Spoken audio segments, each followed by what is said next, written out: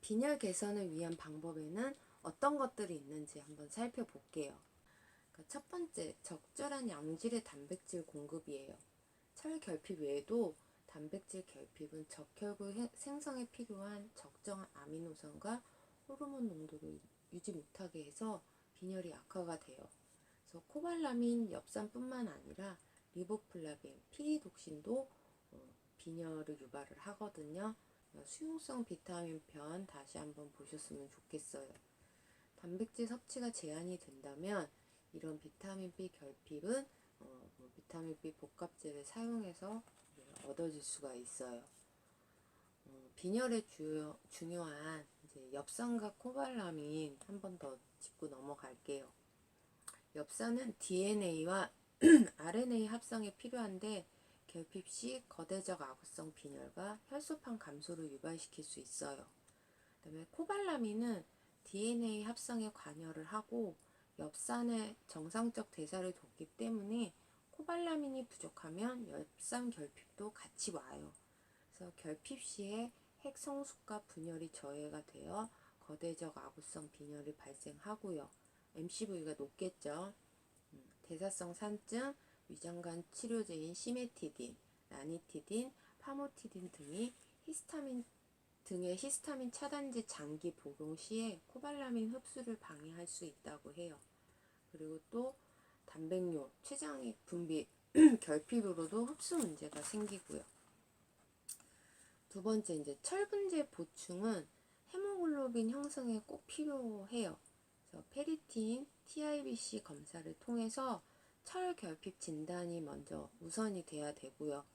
조혈제 사용 시에 골수에서 적혈구를 대량 생산하기 때문에 한꺼번에 많은 양의 철분이 필요하게 돼서 적절한 조혈 반응을 위해서는 철분제 투여가 꼭 필요하다고 해요.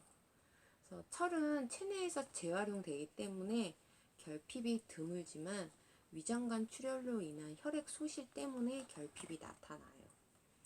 우유, 칼슘, 인, 탄닌, 피틴산이 철의 흡수를 방해하니까 공복에 먹이시는 게 좋고요.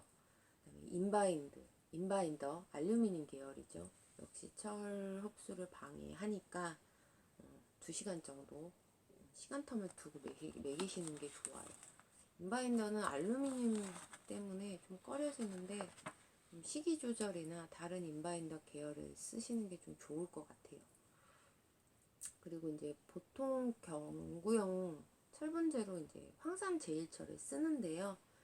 1일 황산 제일철 복용량과 순수철 복용량은 틀려요. 그리고 이제 철분제가 위장장애를 동반을 할 수가 있으니까 철분제도 좀 잘 알아보시고 반드시 주치의와 상의를 하셨으면 좋겠어요. 그리고 먹이시려는 이제 철분제의 종류, 그다음에 철 함량 확인하시고 그 안에 순수철 함량까지 좀 확인하고 먹이셨으면 좋겠고, 홈메이드식에서 이제 육류 쓰실 때 철분이 풍부한 소고기나 오리, 계란을 베이스로 쓰는 게 좋겠고, 내장류 중에서 이제 지라를 소량 쓰는 것도 철분 개선에 아주 괜찮겠죠. 식이편에 철분편 다시 한번 보시면 도움이 될 거예요. 그리고 이제 세 번째, 빈혈 개선을 위해서 이제 이피오 합성 문제가 있게 되면 조혈제를 쓰게 돼요. 투여 전에 반드시 저장철 상태 확인, 정상 혈압인지 확인, 그 다음에 EPO 농도 확인이 좀 우선시 돼야 돼요.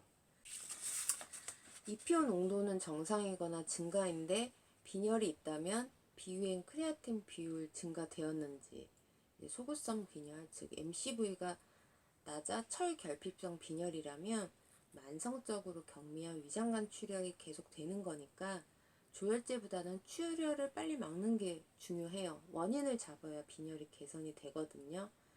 그리고 이제 EPO 농도가 감소됐다면 조혈제를 투여해서 빈혈을 개선하는 게 좋고요. 그러니까 조혈제는 사람 재조합성 에리스로포이에틴 EPO라고 부르고요. 합성 에리스로포이에틴인 DPO가 있어요. 그래서 EPO를 먼저 쓰고 DPO를 나중에 쓰는 이제 순서대로 하는 방법도 있는데, 요새는 이제 바로 DPO를 쓰기도 해요. 그래서 EPO는 내성이 잘 생기는 반면에 DPO는 내성이 적고 작용 지속 시간이 길다고 하는 장점이 있어요. 그래서 예전에는 HCT가 22할 때 쓰였지만 요즘은 한 HCT가 25에서 한 30 정도 수치일 때 권장되더라고요.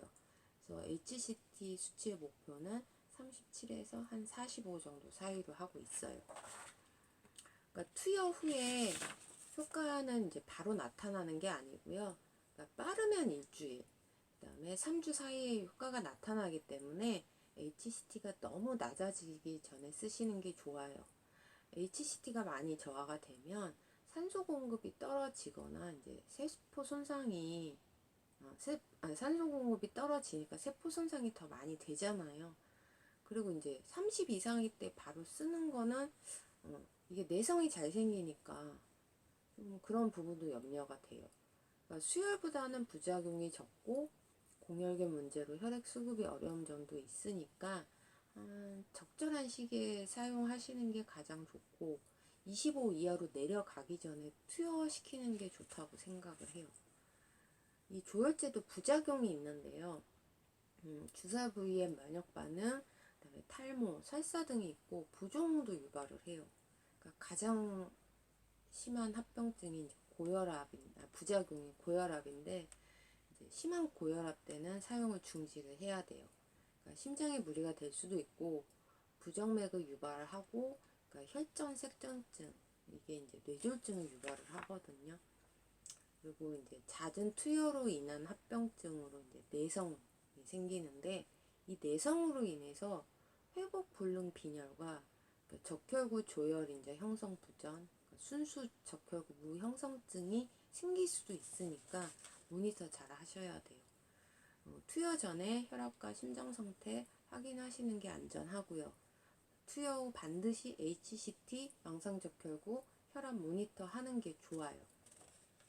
조혈제를 투여해도 이제 반응하지 않는 경우가 있다고 하는데요. 바로 철분 결핍, 만성염증, 2차 부갑상선 항진증, 알루미늄 독성, 그다음에 위장관출혈, 영양결핍, 고질소혈증, 그다음에 혈관확장제 복용 등이 있어요. 투여 전에 반드시 확인하는 게 좋고요. 가급적이면 간섭 요인을 빨리 개선한 후에 조혈제를 투여하는 게 좋겠죠. 그러니까 조혈제 투여 전에 혈관확장제 복용 문제는 주치의가 충분한 상담이 필요한 부분이에요. 그리고 마지막 빈혈 개선 방법이 바로 수혈인데요. HCT가 15에서 한 18 이하로 떨어졌을 때 하고 있어요. 그리고 수혈 전에는 반드시 혈액 검사를 하셔야 되는데요. 특히 DEA1에 대한 여부에 대한 검사가 필요해요. DEA1에서 자연 발생 항체가 없어서 첫 수혈 때는 그러니까 부작용이 없지만 두 번째 수혈에서는 심각한 수혈 부작용이 나타날 수 있다고 해요. 수혈 부작용으로는 고혈압, 폐수종, 혈뇨, 용혈, 부정맥, 섬액, 발열, 비누, 호흡곤란, 구토, 황달, 두드러기 반응이 발생하기도 하는데요. 심각하게는 사망에 이르기도 해요. 자, 이렇게 쭉 이제 신부전에서 빈혈이 발생하는 원인, 혈액검사 항목, 이제 개선 방법들 차례로 딱 봤으니 어찌 관리해야 되는지 이제 보이시죠? 네, 요약해 볼게요. EPO 합성 방해 요인들을 최소화시키는 거, 바로 요독증, 질소혈증 개선이 먼저 돼야 되겠죠. 그 다음에 칼슘과 인수치를 정상 범위 내에서 유지해서 2차 부갑상선 기능 항진증이 안 생기게 관리해야 하고요. 비위행 크레아티닌 비율 유지하고 위장관 출혈 같은 실혈을 막고 염증 안 생기게 관리하고 그다음에 체열은 최소화하고 알루미늄 같은 이제 빈혈을 유발하는 독성 물질 최소화하고 엽산과 비타민 B 보충, 양질의 단백질의 적절한 급여, 철분제 보충이 잘 되게끔 해주셔야겠어요. 자, 무조건 잘 먹어야 돼요. 그래야 버틸 수가 있어요. 식욕 유지 잘 되게 해주셔야 하고요. 오늘은 여기까지 하고 다음 시간에 봐요. 안녕.